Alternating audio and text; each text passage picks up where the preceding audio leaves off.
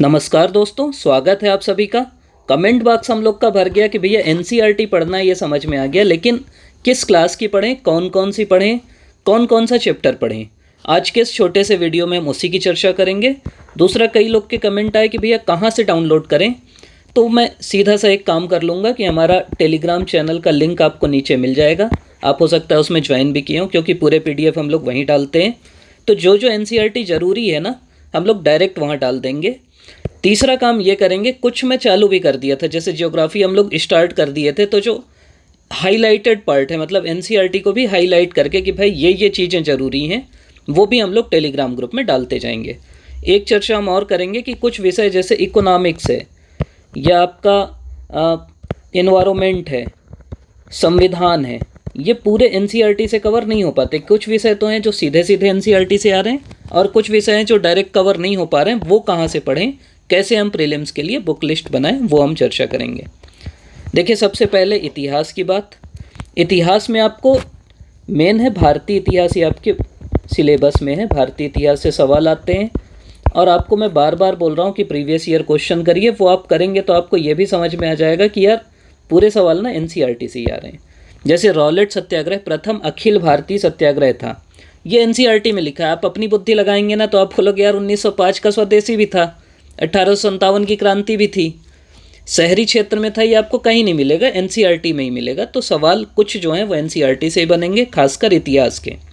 देखिए, 6वीं 7वीं और 8वीं की एनसीईआरटी ना बच्चों टाइप की है, मतलब आपको बस बेसिक थोड़ा सा पढ़ लेना है। 6वीं 7वीं 8वीं की मज़ा आएगा पढ़ के, बहुत कठिन एनसीईआरटी नहीं है ये। 6वीं की प्राचीन इतिहास की है, 7वीं की मध्यकालीन इतिहास की है, 8वीं की आधुनिक इतिहास की है। और कक्षा 12वीं की एनसीईआरटी 3 पार्ट में है, एक प्राचीन, एक मध्यकालीन और एक आधुनिक इतिहास। तो ये आपको ये 4 किताब, मतलब 4 क्या, ये 3 किताब और ये 3 किताब, मतलब ये 6 किताब आप अच्छे से पढ़ लीजिएगा। फैक्ट पढ़ना है, कहानी बहुत ज़रूरी नहीं। आप पढ़ के आप समझ जाओगे कि यार ये चीज़ें ज़रूरी हैं। खासकर जो बगल में बॉक्स बने रहता है ना, वहाँ जो फैक्ट लिखे हैं वो देख लीजिएगा। जैसे एक एनसीईआरटी में सराय के बारे में बॉक्स में लिखा है, वो पूछा है आपके पीएससी प्री में, तो ये पता रहना चाहिए आपको। दूसरी जो ज़रूरी एनसीईआरटी है वो है भूगोल की। भूगोल में हमको सबसे पहले तो पढ़ना है क्लास 9th की, मतलब भूगोल में देखिए भारत का भूगोल ही आता है ज़्यादा, तो क्लास 9th की एनसीईआरटी और क्लास 11th की जो भारत का भौतिक पर्यावरण है, ये दोनों मेन पढ़ना है। अगर आप ये पढ़ लिए हैं, अगर आपको लगता है कि मैं ये पढ़ चुका हूँ, मतलब सीधी सी बात है, आप जो भी प्रीवियस ईयर सवाल भी देखे होंगे ना, तो भूगोल के जो भी सवाल हैं सब आ रहे हैं आपके भारत के भूगोल से, प्रायद्वीपीय पठार के बारे में, हिमालय के बारे में। वो मेन तो आपको 9th की एनसीईआरटी पहले पढ़िएगा, 9th की आराम से हो जाएगी। उसके बाद थोड़ा सा भारत का भौतिक पर्यावरण, मतलब जो 11th की एनसीईआरटी जिसमें इंडियन ज्योग्राफी के बारे में, वो पढ़ लीजिएगा। खासकर जो नदी का पार्ट है, पहाड़ का पार्ट है, जो सवाल आ रहे हैं, मिट्टी का पार्ट है, आप देख के समझ जाएंगे कि ये ज़रूरी है। उसके बाद अगर किसी को समय है, किसी का मन है पढ़ने का, तो ये भौतिक भूगोल जिसमें भूकंप की बात है, वो बहुत बाद में, मैं तो सलाह वैसे भी नहीं दूंगा।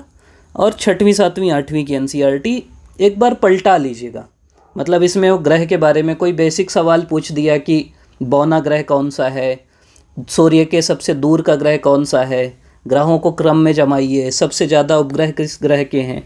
तो इस टाइप के बच्चों वाले सवाल 6वीं 7वीं 8वीं की एनसीईआरटी में। और मैं ये बोलता हूँ जनरली कि यार 6वीं की एनसीईआरटी या 7वीं की एनसीईआरटी कौन पढ़ता है? 12-13 साल के बच्चे। तो जो 12-13 साल के बच्चे पढ़ सकते हैं, वो अपन तो पढ़ ही सकते हैं, बहुत आराम से पढ़ सकते हैं, मज़ा आता है। इकोनॉमी के लिए मैं सलाह नहीं दूंगा, फिर भी आप बोलोगे तो क्लास 12th की समष्टि अर्थशास्त्र है, उसके चैप्टर 2 और 3, 2 में जीडीपी के बारे में, नेशनल इनकम, और 3 में बैंकिंग के बारे में। लेकिन इतने कठिन शब्दों में दिया है ना कि समझ से परे रहता है। लेकिन इकोनॉमी आप ये ध्यान रखिए कि यहीं से सवाल आ रहे हैं, जीडीपी के बारे में। जीडीपी से ही 2-3 सवाल थे पिछले बार, तो ये आपको अच्छे से करना है। जो फार्मूला है, डिप्रिसिएशन क्या है, एनएनपी क्या है, जीडीपी क्या है, जीएनपी क्या है, सबको आपको पता रहना चाहिए। पॉलिटी भी जनरली एनसीईआरटी पढ़ने की ज़रूरत नहीं है, लेकिन अगर आप चाहो तो ये भारतीय संविधान की एक एनसीईआरटी, इसको एक बार पढ़ लीजिएगा। हो सकता है कोई अतरंगी फैक्ट हो जो इस एनसीईआरटी में लिखा हो, जो आपको ना पता हो, और वो पूछ ले, तो एक बार आप पढ़ सकते हो।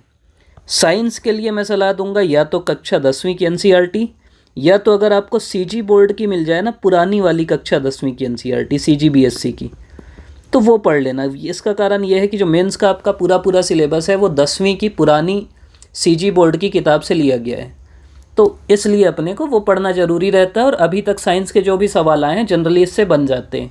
जैसे ढावन सोडा का केमिकल फार्मूला क्या है, वो चैप्टर 3 या 4 में दिया है ये पुरानी वाली बुक के, तो आप ये देख सकते हो। और क्लास 10th में भी दिया है। अगर आपको ऐसा लग रहा है कि साइंस में पढ़ लेता हूँ तो पढ़ सकते हो, बाकी बेसिक सवाल आते हैं।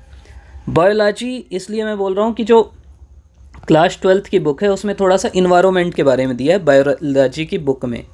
तो इन्वायरमेंट में जो जैव विविधता का पार्ट है, फूड चेन वाला है, ऊपर ऊपर से आप देख सकते हो।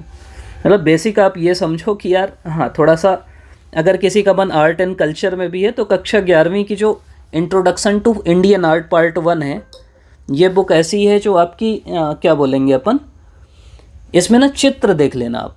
मतलब अगर आपका मन है तो चित्र जो मंदिर नहीं है, जैसे कोई मंदिर मिला कि भीम बेटिका की गुफा, खजुराहो का मंदिर, तो जो भी मंदिर हैं खजुराहो, तो वो चित्र देख लेना और उसके बारे में जो दिया है वो देख लेना कि अजंता की गुफा, अच्छा ये इस धर्म से संबंधित है, एलोरा की गुफा। एक बार आप पूरे चित्र देख लेंगे ना, तो कोई अगर बेसिक सवाल आया तो आपसे बन पाए, इसलिए मैं बोल रहा हूँ बस।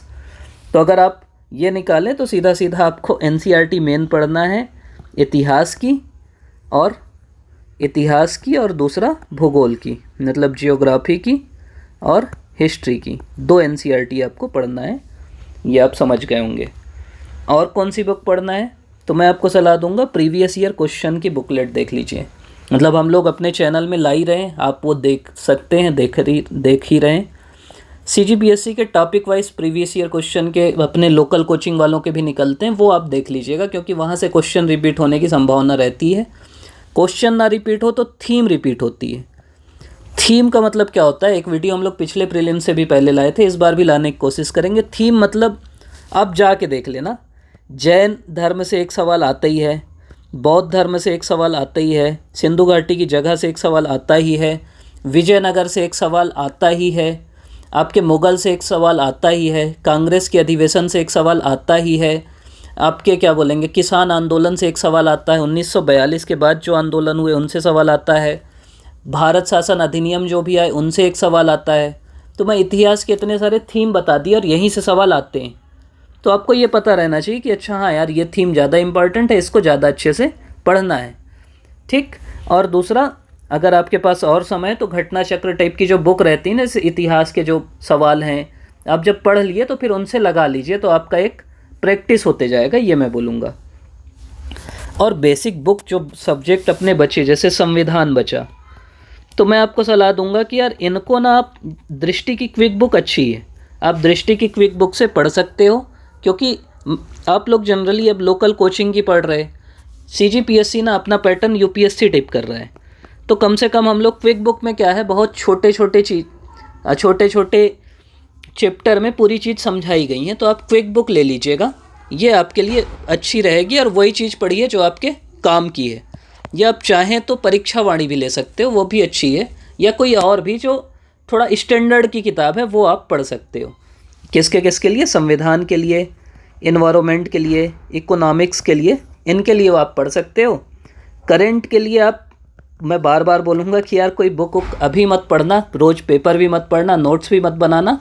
आप एक काम करना कि एग्ज़ाम से पहले बुकलेट आती हैं, उनमें से कोई भी 2 कोचिंग की ले लेना, आपको भी पता है कौन सी पॉपुलर है। जैसे मैं अर्जुना पढ़ता था, तो ये पतली रहती है इसलिए पढ़ता था, वो ले लेना, रट डालना, अगर सवाल बनेंगे तो उससे बन जाएंगे, नहीं बनेंगे तो मत परेशान होना, इतना आपको पढ़ना है।